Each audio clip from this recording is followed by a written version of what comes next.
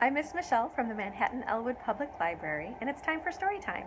Today we're going to hear a story about a bear who goes on a big adventure with a lot of his friends. It's called Bear Came Along, and it's written by Robert T. Morris, and we're reading it today with the generous permission of Little Brown Books. Once there was a river that flowed night and day, but it didn't know it was a river until Bear came along. Look, he's putting his paw in. Bear was just being curious when he realized what the river could do.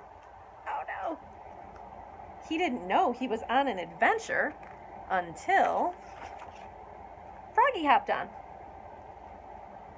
Froggy was a lonely frog who was looking for a friend, but she didn't know how many she had until the turtles showed up. The turtles tried to warn them about things that could go wrong, but they didn't know how to enjoy the ride. Until Beaver climbed aboard. Beaver was born to captain and knew exactly where to go, but he didn't know about the detours until the raccoons dropped in. The raccoons were so excited about the twists and turns ahead, but they didn't know they had to be careful until they crashed into Duck. Duck was so content being right where she was, but she didn't know there was a world to see until, oh no! Look, they're at the waterfall. Bear held on to Froggy. Froggy held on to Turtles. Turtles held on to Beaver.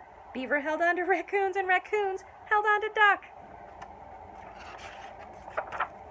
Splash! Look at that big splash.